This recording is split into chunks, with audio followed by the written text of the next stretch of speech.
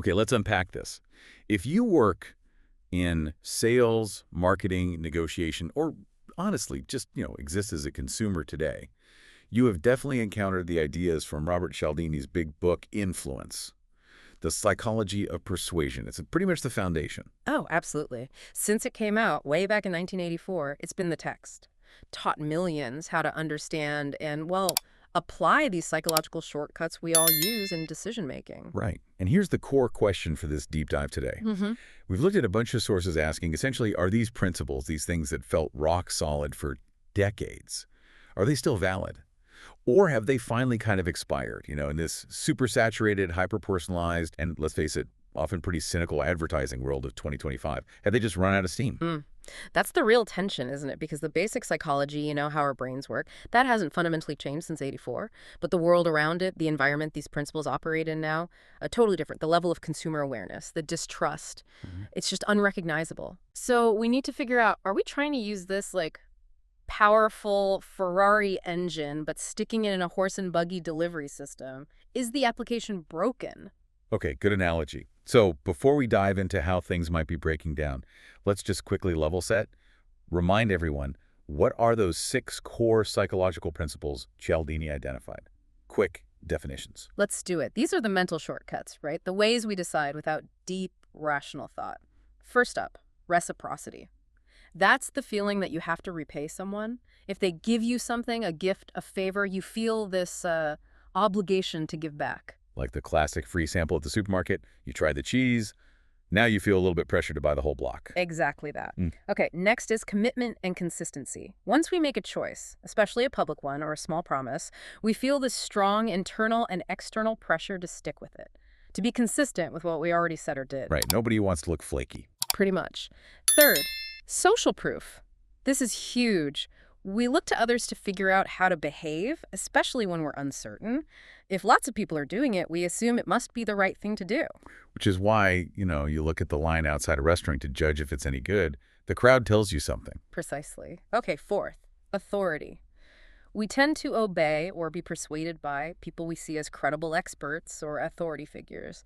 Think uniforms, titles, the expert opinion. The white lab coat effect. You got it. Fifth principle. Scarcity. Things seem more attractive, more valuable when they're rare, limited, or about to disappear. Ah, FOMO. The fear of missing out. Yeah. The ultimate sales driver where it used to be. Indeed. And finally, number 6, liking. It's simple, really. We're just much more likely to say yes to people or brands that we know and like. We trust people we feel a connection with. Okay, so those 6 pillars, reciprocity, commitment and consistency, social proof, authority, scarcity, liking, that framework, that model, it really defined marketing and sales for, 30, 40 years? We saw it everywhere. Big global brands, tiny startups, the first online stores back in the late 90s, even early YouTubers building their channels. They all leaned on these tools. Heavily, yeah. So let's nail down that historical application. Yeah. How were these rules used, say, back in the 90s and 2000s? We need some concrete examples, maybe the more blunt approaches, to see how far we've come. Right. Well, the methods were often very direct, almost crude by today's standards, because honestly, they worked on a less skeptical audience. Take authority. Back then, it often wasn't about real expertise. It was about the appearance of authority. Think about those old infomercials, right? Oh, yeah. Actors in lab coats, maybe scrubs, reading scripted lines about some miracle product. The authority was totally borrowed, often completely fake, but it moved product. Or just slapping a celebrity face on something for liking. A famous athlete holding up a soda they probably wouldn't touch in real life. Pure signal transfer. Exactly. And social proof was often just about big, dumb numbers. The bigger, the better. Websites used to have those little counters, 100,000 visitors. Right. Then it evolved into massive follower counts on early social media. But there is zero transparency about who those followers were or if they were even real. Quantity over quality completely. And scarcity. That felt almost entirely manufactured back then. Oh, absolutely. The classic limited time offer, call in the next 5 minutes. Nonsense. Before the internet made everything instantly verifiable, consumers often had no way to know if that same limited offer would be back tomorrow. Right. That manufactured urgency, it was incredibly effective for driving those quick impulse buys. Okay, so that's the baseline. Now let's pivot. Fast forward to 2025. You, me, everyone listening. We're swimming in ads, hundreds a day. And Yeah. like our sources point out, it's not just the volume, it's the AI-driven personalization layered on top. It's relentless. That's the critical shift. AI doesn't just show you an ad, it tries to show you the perfect ad. The one using, say, scarcity or reciprocity at the exact micro moment your data profile suggests you'll be most susceptible. But here's the kicker. That hyper-precision seems to be backfiring. Because consumers, especially younger ones, have gotten incredibly savvy, incredibly fast. They see the strings. Okay, so why is it failing? If the underlying psychology is still true, why are these tried and tested tactics suddenly triggering such negative reactions? What broke? It's really the result of, well, overuse combined with instant transparency. Think about scarcity again. When you see that countdown timer on a website, and then you refresh the page and oops, the timer resets, or the only 3 left in stock message that somehow applies to every single person looking at the item worldwide. Right, it feels fake. Exactly. The consumer doesn't feel urgency anymore. They feel manipulated. They feel lied to. They see the technique, not the benefit. Precisely. And this is especially true for, Gen Z, Gen Alpha, the digital natives. They grew up marinated in this stuff. They have incredibly sensitive BS detectors. The second they sniff out a manufactured tactic, any potential benefit of the deal is just wiped out by the negative feeling, the breach of trust. Yeah. The reaction isn't, oh, I need that deal. It's more like, ugh, I hate this brand's manipulative games. Okay, so this is fascinating. The principles themselves aren't dead. The psychology is still there. But the way they've been applied, that delivery mechanism, is broken. Which brings us to the essential update, what our sources are calling the epical upgrade. Sounds like it's all about providing real value now and just being transparent. That's the core of it, yes. So let's walk through the 6 principles again. But with this 2025 lens, how do they need to change to actually work today ethically and effectively? Okay, let's start with reciprocity. The sources are really clear on this. Giving away a tiny token-free sample or like a flimsy 5% off your first order if you give us your email. That's not seen as a gift anymore. It's seen as like a transaction tax, an annoyance you have to click through. It doesn't build goodwill. So what works for reciprocity now? What earns that genuine feeling of wanting to give back? It has to be actual significant value, something that genuinely helps the consumer before they even think about spending money. Think about giving away a really useful free software tool that solves a small but real problem.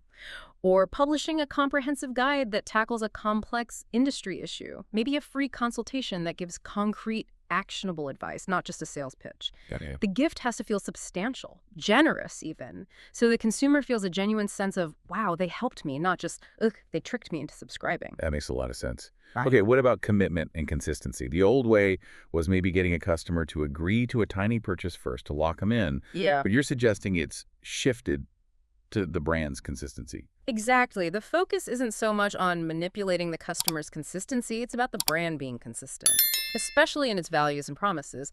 Consumers today, they track this stuff.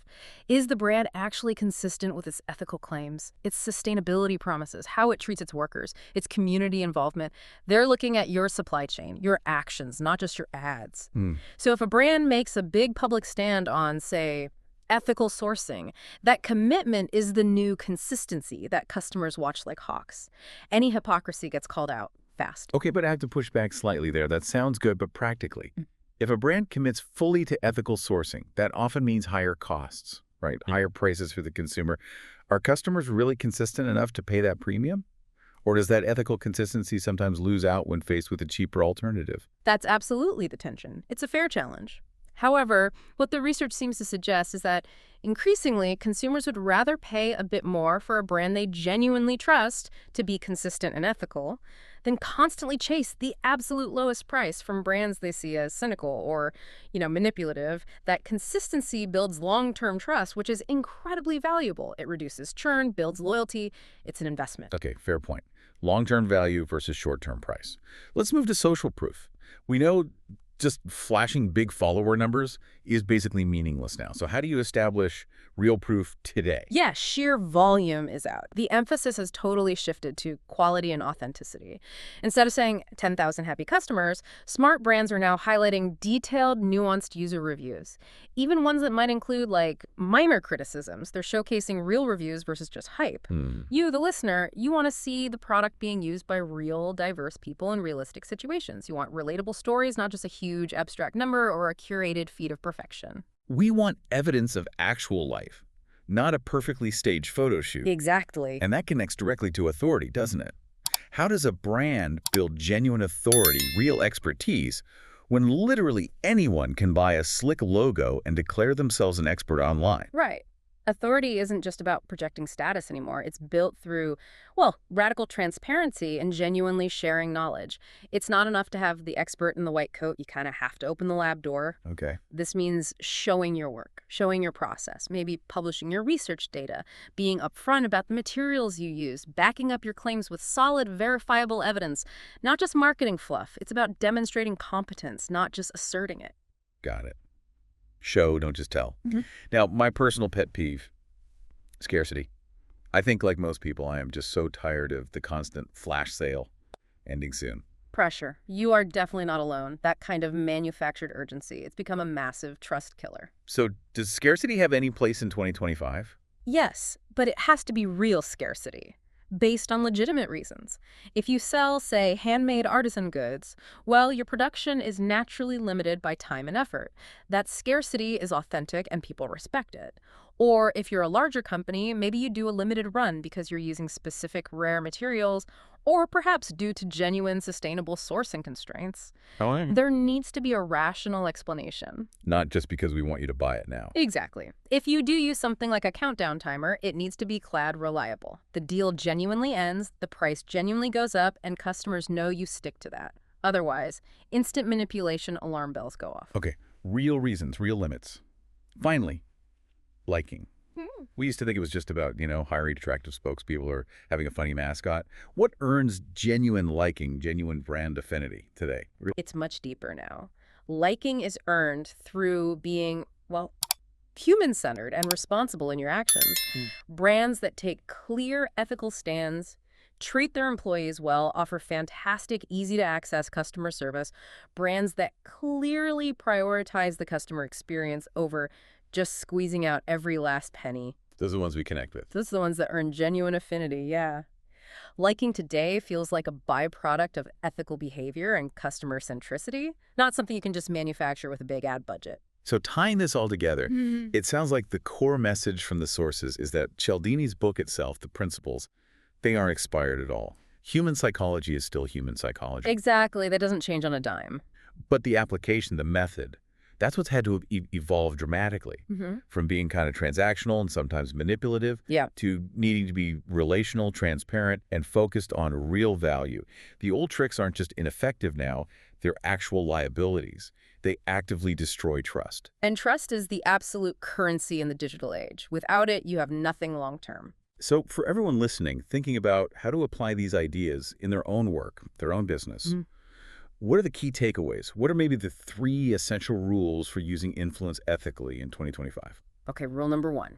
The Cialdini principles. Still absolutely fundamental. But use them badly, manipulatively, or dishonestly. You will destroy trust, and that's fatal. Rule number 2. Everything your brand does, from top to bottom customer service, supply chain, marketing messages, it has to be human-centered, radically transparent where possible, and genuinely responsible. This isn't just nice to have, it's the price of admission now. And rule number 3, smart marketing, smart influence today is about providing real, quantifiable value first. It's not just about extracting money as fast as possible. Give first, build trust, then the relationship follows. That's a really critical update to a classic framework. It shifts the whole idea of influence away from pressure, doesn't it? Towards building a relationship based on, like you said, demonstrable value and trust. Couldn't have said it better. So we really want to encourage you, listening right now, to maybe reflect on your own practices. If we accept this idea that trust is now the absolute bedrock of modern influence, then the question you need to ask yourself when you're thinking about using any technique, any Cialdini principle, isn't just, will this tactic get the sale? Anymore. Has to be.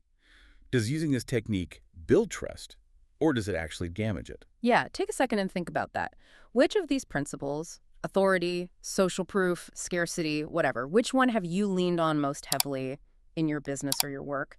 And what was the real long-term impact? Did it build loyalty, or did it maybe create some skepticism down the line? It's a crucial reflection. We hope this deep dive gives you some useful perspective on navigating this constantly changing world of influence, hopefully with a renewed sense of both smart strategy and that essential transparency.